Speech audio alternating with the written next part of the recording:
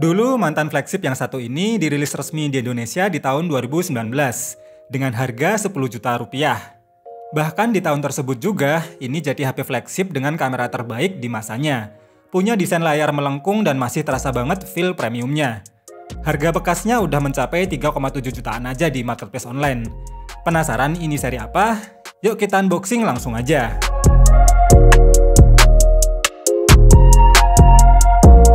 Sama kayak packingannya seri LG Velvet kemarin, karena kita dapatnya cuma unit only, maka dusnya kayak gini ya guys.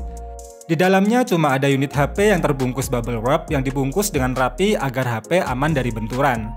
Dan selain unit HP-nya, ternyata di dalam plastiknya ini juga ada bonus jelly case bening.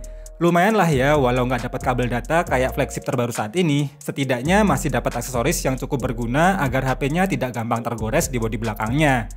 Dan setelah dibuka plastik pembungkusnya ini, ternyata overall unit yang kita terima ini termasuk mulus dan nyaris no minus. Palingan cuma di bagian colokan chargernya aja yang sedikit ada goresan tipis.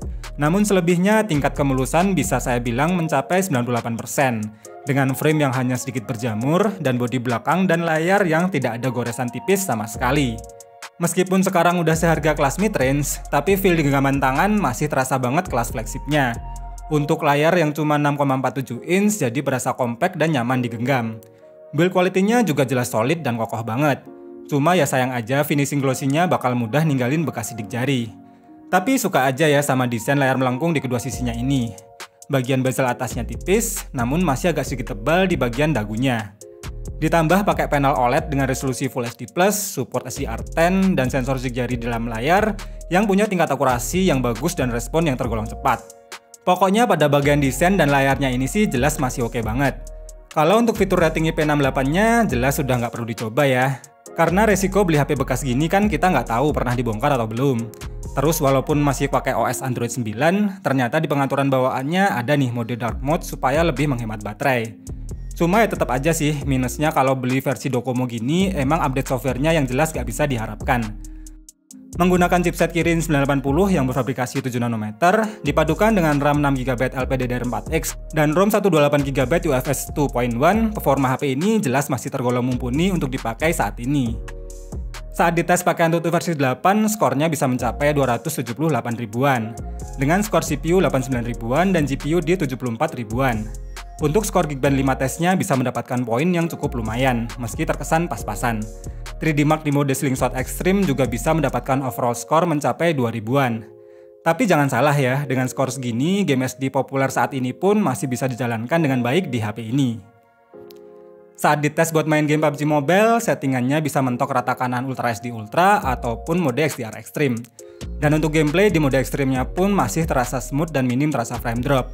Touchscreen dan sensor gironya pun terasa responsif dan gak delay sama sekali. Untuk suhunya sih cuma terasa hangat dan masih tergolong wajar, tapi penurunan baterainya agak sedikit boros.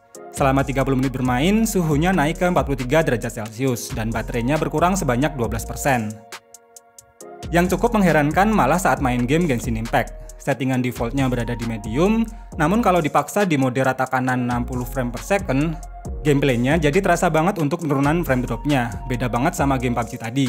Tapi yang aneh malah suhu panasnya terasa lebih adem dibandingkan game PUBG Mobile. Karena ketika bermain selama 30 menit, suhu panasnya hanya naik ke 41 derajat Celcius, dengan penurunan baterai di 11% saja. Kalau mau lebih playable, mending pakai settingan default atau di mode rata kiri 60 frame per second aja ya guys. Kalau buat muter YouTube selama 1 jam dengan kecerahan dan volume di 50%, baterainya berkurang sebanyak 8%. Untuk endurance baterainya setelah dites pakai aplikasi PC Mart bisa mendapatkan screen on time mencapai 14 jam 32 menit, yang tergolong masih oke untuk sebuah mantan HP flagship yang berumur 3 tahun. Terus kalau untuk kualitas suara speakernya, meski masih bertipe mono, namun kualitas suara treble-nya tidak terlalu over dan masih tergolong jernih.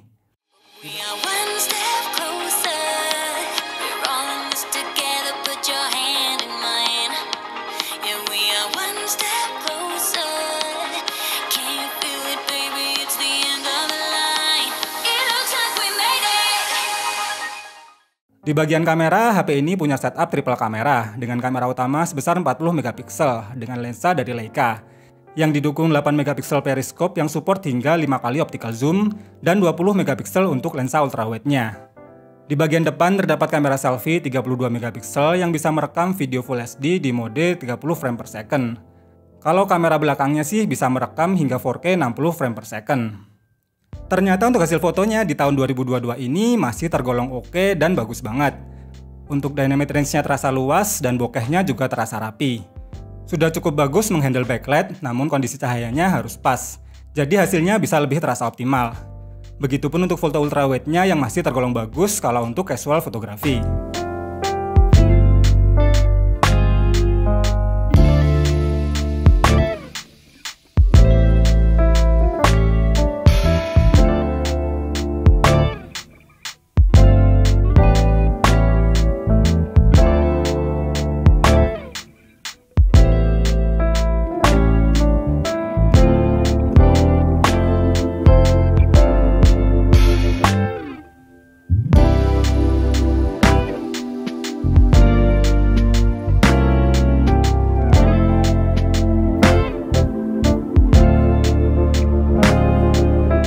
Kalau hasil rekaman video kamera belakangnya terasa smooth dan minim dengan guncangan. Bisa merekam video hingga 4K di mode 30 fps saja.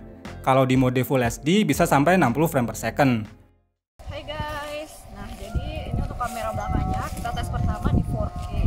Ini sekitar jam 3 sore, matahari juga udah mulai turun, udah agak mendingan ya, nggak terlalu terang banget. Di sekitar sini masih ada suara azan. Jadi oke. Jadi kalian bisa dengerin suara sekitar juga ya. Selain suara aku ketangkap dengan jelas atau enggak. Nah, ini kamera depannya aku set di 1080p 30 fps. Terus kalau buat rasionya aku pilih yang 16:9 biar cocok sama rasionya YouTube. Oke, kita jalan, kita tes kestabilannya kayak gimana ya. Kalau ini sih di sekitar jam 3-an ini mataharinya muncul lagi, jadi lumayan terang karena aku ke arah yang berlawanan sama matahari, berlawanan sama arah cahaya, jadi cukup agak backlight. Dan ini beautify-nya juga udah aku matiin, aku kecilin, udah dikecilin sampai level 0. Kesimpulannya untuk sebuah mantan HP flagship, Huawei P30 Pro ini jadi makin menarik mengingat harganya yang sisa 3 jutaan. Buat yang pengen HP flagship yang desainnya keren, layarnya melengkung, dan build quality yang jelas kelas atas, maka HP ini jelas masih recommended untuk dimiliki. Tapi kalau mau lebih aman, bisa cari yang mantan keluaran resmi aja ya guys. Walau harganya selisihnya lumayan, tapi setidaknya masih lebih aman dari sisi sinyal yang rawan ke begal dan dukungan update software yang lebih baru. Tapi untuk HP mid-range terbaru dengan harga 3 jutaan pun sekarang udah bagus banget dan lebih aman untuk jangka panjang. Terima kasih udah nonton video ini sampai habis, semoga bermanfaat dan sampai ketemu lagi di video berikutnya.